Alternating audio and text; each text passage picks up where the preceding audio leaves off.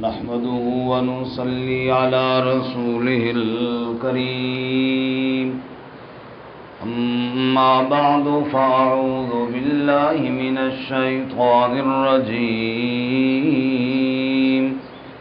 بسم الله الرحمن الرحيم أرأيت الذي ينهى عبدا إذا صلى أرأيت إن كان على الهدى أو أمر بالتقوى أرأيت إن كذب وتولى ألم يعلم بأن الله يرى كلا لئن لم ينته لنصفعا بالناصية ناصية كاذبة خاطئة فليدع ناديه سندع الزبانية كلا لا تطعه واسجد واقترب أرأيت الذي ينهى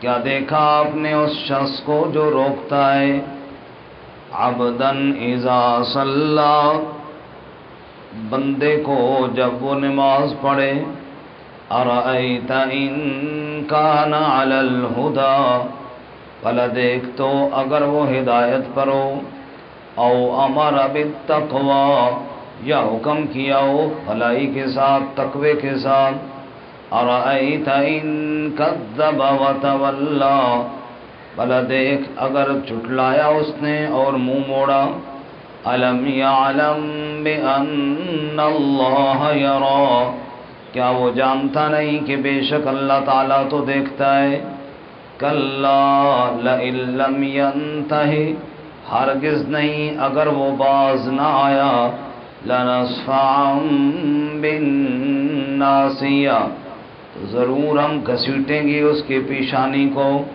ناصیۃ کاذبۃ خاطئہ پیشانی جھوٹی گنہگار کو فلیدع نادیہ پس چاہیے کہ وہ بلائے اپنے ہم نشینوں کو سندع الزبانیہ ان قریب ہم بھی بلائیں گے اپنے لشکروں کو کلا ہرگز نہیں لا تطعہ واسجد واقترب آپ اطاعت نہ کریں اس کی اور سجدہ کریں اور قرب اختیار کر لیں سبحان ربک رب العزت عما یصفون وسلام علی المرسلین والحمد للہ رب العالمین اللہم صل علی سیدنا ومولانا محمد وعلى آل سيدنا ومولانا محمد وعلى آله وأصحابه أجمعين معزز سامعین سورۃ العلق آیت نمبر 9 سے لے کر 19 تک تلاوت کی ہیں۔ اللہ رب العزت ان آیات کے مطابق صحیح بیان کی توفیق عطا فرمائے اور ہمیں قرآن و سنت پر عمل کرنے کی توفیق عطا فرمائے۔ گزشتہ سبق میں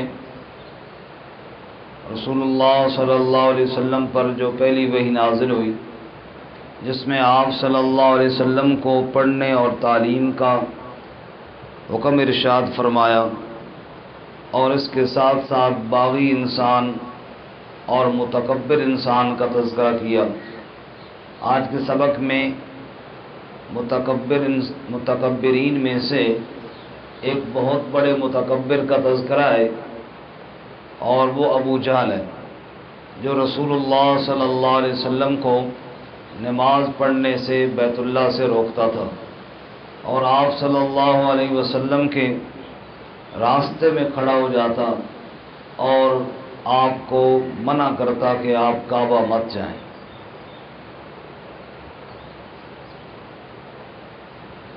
فرمایا متکبرین تو اور بھی ہیں، اس متکبر کا کیا ہوگا جو اللہ کے بندے کو اللہ کی عبادت سے روک رہا ہے، اور بندہ بھی اللہ کا وہ جس کے سر پہ اللہ نے نبوت سجائی ہے، اور روک بھی اللہ کے گھر کعبہ سے رہا ہے. اس حد تک غرور اور اس حد تک تکبر. ورنہ جس کے دل میں کوئی ڈر ہو، کچھ انسانیت ہو، چاہے وہ گناہگار ہو، لیکن مسجد سے عبادت سے نہیں روکتا. یہ انتہائی درجے کا کمینہ پن اور گھٹیا پن ہے کہ اللہ کے گھر سے روکتا ہے، اور تکبر اور غرور اس حد تک اس کے دماغ میں چڑھ گیا ہے. بہرحال ابو جہل نے کئی مرتبہ آپ صلی اللہ علیہ وسلم کو روکا، حتیٰ کہ ایک دفعہ تو آپ صلی اللہ علیہ وسلم کعبہ کی طرف جا رہے تھے. اس لعین نے کہا کہ جب محمد صلی اللہ علیہ وسلم سجدے میں جائے گا تو میں اس کی گردن کچل دوں گا. اور یہ اسی ارادے سے آپ صلی اللہ علیہ وسلم کی طرف بڑھا بھی، لیکن پھر تھوڑا آگے جا کر واپس پلٹ آیا.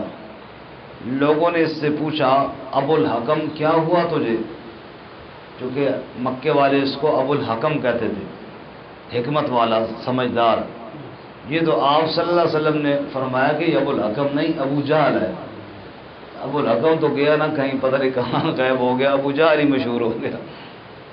بہرحال پوچھا لوگوں نے کہ کیا ہوا؟ اس نے کہا میرے اور محمد صلی اللہ علیہ وسلم کے درمیان ایک بڑی گردن والا خوفناک اونٹ قسم کا، اونٹ کی طرح ایک جانور تھا جو مجھے ایسے لگتا تھا کہ مجھے کھانے لگا ہے. رسول اللہ صلی اللہ علیہ وسلم نے فرمایا اگر یہ آگے بڑھتا تو اللہ کی طرف سے فرشتہ اس کی گردن مروڑ دیتا، لیکن یہ دیکھ کر پھر ڈر گیا اور پیچھے ہٹ گیا. بہرحال اللہ تعالیٰ نے آپ صلی اللہ علیہ وسلم کی حفاظت فرمائی، لیکن اس کے غرور اور تکبر کو تو دیکھو کہ کعبہ کے اندر جو امن کی جگہ ہے، جو اس دھرتی کا پہلا عبادت خانہ ہے، اس میں نماز سے روک رہا ہے. فرمایا ارأیت الذی ینہا، کیا آپ نے دیکھا اس کو جو منع کرتا ہے، عبدا اذا صلی، میرے بندے کو. اور اللہ تعالیٰ نے آپ صلی اللہ علیہ وسلم کے لیے عبدن کا لفظ اور بھی کئی جگہ استعمال کیا، اور خصوصاً ان مقامات پر جہاں آپ صلی اللہ علیہ وسلم کو اعزاز دینا ہوتا تھا وہاں اللہ تعالیٰ یہی ذکر کرتے. مثلا تبارک الذی نزل الفرقان علی عبدہ، برکت والی وہ ذات ہے جس نے قرآن نازل کیا اپنے بندے پر. تو قرآن ایک اعزاز تھا، اللہ تعالیٰ نے وہاں بھی یہی صرف ذکر کی. معراج آپ کا اعزاز ہے. سبحان الذی اسری بعبدہ، پاک ہے وہ ذات جو اپنے بندے کو سیر کے لیے لے گیا. اس میں ایک تعلق ہے نا، ٹھیک ہے آپ صلی اللہ علیہ وسلم اللہ کے رسول ہے، خاتم النبیین ہے، سارے اعزاز ہیں، لیکن جب اللہ کہتا ہے یہ میرا بندہ ہے. جیسے میں نے کئی دفعہ مثال عرض کی کہ ایک آدمی ڈاکٹر ہو، انجینئر ہو، بڑے اس کے اندر کوالٹیاں ہوں، لیکن جب اس کو ماں بلائے نا اور بیٹا کہہ کے بلائے، اس میں جو لذت ہے وہ ڈاکٹر کہہ کے بلانے میں نہیں. ماں بیٹے کو کہہ رہے ڈاکٹر صاحب میری بات سنو تو وہ مزہ نہیں ہے. کیونکہ میرا پتر ادھر میرے کو بیٹھ کے میری گل سن، میرے پاس بیٹھ جا اور میری بات سن، اس میں جو لذت ہے نا. تو اللہ تعالیٰ فرماتے ہیں عبدن، تم کس کو روک رہے ہو؟ کہ اس لاوارث سمجھا ہے یہ میرا بندہ ہے، یہ میرا بندہ ہے جس کو تم مسجد سے اور کعبہ سے روک رہے ہو. تمہیں احساس نہیں کہ تم روک کس کو رہے ہو اور کس کے گھر سے روک رہے ہو؟ گھر میرا ہے اور میرے بندے کو تم میرے گھر میں آنے سے روک رہے ہو. جیسے کوئی آدمی میرے بیٹے کو میرے گھر جانے سے روکے، میں کہتا تو کون ہے بھائی؟ گھر میرا، بیٹا بھی میرے گھر میں آنے والا، تو کون ہوتا ہے روکنے والا؟ میں نہیں. یہی کیفیت ہے. اللہ فرماتے ہیں عبدن اذا صلی، میرے بندے کو روکتا ہے بالخصوص جب وہ نماز پڑھتا ہے. اور روک بھی اس وقت رہا ہے جب میرا سجدہ کرنے لگا ہے وہ. اور ضد کی انتہا. ارأیت ان کان علی الہدی، اے ضدی، اے متکبر ابو جہل، اے جہالت میں پڑے ہوئے، اگر غور کر لیا ہوتا ان کان علی الہدی، شاید کہ وہ ہدایت پر ہے. بندہ مخالفت بھی کرے تو کسی طریقے سے کرے، غور تو کر لے، ہر بات پہ انکار تو نہیں کیا جاتا۔ ارائیتا، کیا تو نے دیکھا یعنی غور کیا، ان کان علی الہدی، کہ جس کو تو روک رہا ہے اگر وہ ہدایت پر ہو، او امر بالتقوی، یا وہ تقوی کا حکم دیتا ہو، اتنا تو غور کر کہ میں جس کو روک رہا ہوں وہ کہتا کیا ہے، جرم اس کا کیا ہے۔ ارائیت ان کذب وتولی، کیا تو نے دیکھا اگر اس نے جھٹلایا اور منہ موڑا، میرا محمد صلی اللہ علیہ وسلم ہدایت پر بھی ہے، تقوی کا حکم بھی دیتا ہے، اور وہ متکبر جھٹلا رہا ہے، منہ موڑ رہا ہے۔ الم یعلم بان اللہ یری، کیا وہ جانتا نہیں کہ بے شک اللہ تعالیٰ دیکھتا ہے؟ اس نے کیا سمجھا کہ مجھے کوئی دیکھنے والا نہیں ہے، اسے اللہ تعالیٰ دیکھ رہا ہے، اس کی حرکتوں سے اللہ تعالیٰ باخبر ہے۔ کلا لئن لم ينتہ لنصفعا بالناصیہ، جب اللہ دیکھ رہا ہے اور ایسے حرکتیں کر رہا ہے تو پھر اللہ تعالیٰ تو اس کو سزا دے گا نا۔ کسی نے بڑی عجیب بات کہی کہ کبھی ادھر دیکھتے ہو، کبھی ادھر دیکھتے ہو، کبھی ادھر دیکھتے ہو، ٹھیک ہے کوئی نہیں، ادھر بھی تو دیکھو نا کہ رب تو دیکھ رہا ہے، اتنا تو غور کرو کہ اللہ تعالیٰ دیکھ رہا ہے۔ جب رب دیکھ رہا ہے تو رب سزا بھی تکبر کی سخت دے گا۔ فرمایا کلا لئن لم ينتہ، اگر وہ باز نہ آیا، لنصفعا بالناصیہ، تو ہم ضرور گھسیٹیں گے اس کی چوٹی کو، اس کی پیشانی کو۔ ناصیہ یہ جہاں سے بال شروع ہوتے ہیں، یہاں سے، یعنی اس کے دماغ میں جو غرور ہے نا، اس کو ہم گھسیٹیں گے۔ مطلب یہ جو بھوت سوار ہے نا اس کے دماغ میں، جو اپنے آپ کو بڑا سمجھتا ہے، اس کو ہم گھسیٹیں گے اور اس کی کھوپڑی ہم ٹھیک کر دیں گے۔ ناصیۃ کاذبۃ خاطئہ، اس کی پیشانی جھوٹی پیشانی ہے، خطا کار ہے، اس کے اندر جھوٹا تکبر بھرا ہوا ہے، بس غلط کر رہا ہے جو کو بھی کر رہا ہے۔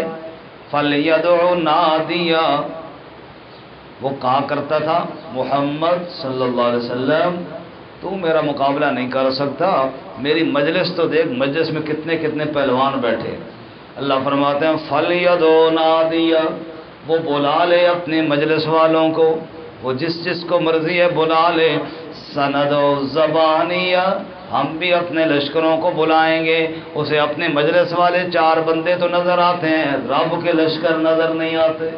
اسے یہ نہیں پتہ بدبخت کو کہ جب اللہ کی پکڑ آئے گی، جب اللہ کے لشکر آئیں گے، پھر ساری کائنات والے بھی مل کے نہیں روک سکتے۔ کلا، اللہ فرماتے ہیں ہرگز نہیں، یعنی کچھ بھی نہیں ہوگا میرے محبوب صلی اللہ علیہ وسلم۔ اس کی مجلس والے 4 مل بھی جائیں، کیا کر لیں گے جب رب کی مدد آپ کے ساتھ ہے؟ کلا، ہرگز کوئی کچھ بھی نہیں کر سکتا، اس لیے لا تطعہ، آپ اس کی بات نہ مانیں۔ واسجد واقترب، آپ میرا قرب کریں، اختیار کریں، اور قرب کے لیے سجدے کی کثرت کریں۔ جو آدمی سجدہ کر لیتا ہے اللہ کے قریب ہو جاتا ہے۔ اے میرے محبوب تو میرا سجدہ نہ چھوڑ، میرا قرب نہ چھوڑ، دنیا کی کوئی طاقت تیرا کچھ بھی نہیں بگاڑ سکتی۔ اس لیے رسول اللہ صلی اللہ علیہ وسلم نے فرمایا سجدے کی حالت وہ حالت ہے کہ جب بندہ اللہ کے بہت زیادہ قریب ہوتا ہے۔ اللہ تعالیٰ ہمیں سجدے کی کثرت کی توفیق عطا فرمائے۔ آیت بھی سجدے کی ہے اور سجدہ سب نے کرنا ہے۔ ترجمہ دوبارہ سنیں۔ ارأیت الذی ینہا، کیا آپ نے دیکھا اس بندے کو جو روکتا ہے، عبدا اذا صلی، بندے کو جب وہ نماز پڑھے، ارأیت ان کان علی الہدی، کیا تو نے دیکھا اگر وہ ہدایت پر ہے، او امر بالتقوی، یا اس نے تقوی کا حکم دیا، ارأیت ان کذب وتولی، کیا تو نے دیکھا اگر اس نے جھٹلایا اور منہ موڑا، الم یعلم بان اللہ یری، کیا وہ جانتا نہیں کہ بے شک اللہ تعالیٰ تو دیکھتا ہے۔ کلا لئن لم ینتہ، ہرگز نہیں اگر وہ باز نہ آیا لنصفعا بالناصیہ تو ہم ضرور گھسیٹیں گے اس کی پیشانی کو، ناصیۃ کاذبۃ خاطئہ، پیشانی جھوٹی گناہگار کو، فلیدع نادیہ پس چاہیے کہ بلائے وہ اپنی مجلس والوں کو، سندع الزبانیہ ہم بھی بلائیں گے اپنے لشکروں کو، کلا ہرگز نہیں، لا تطعہ واسجد واقترب آپ اس کی اطاعت نہ کریں اور سجدہ کریں اور قریب ہو جائیں۔ وآخر دعوانا ان الحمد للہ۔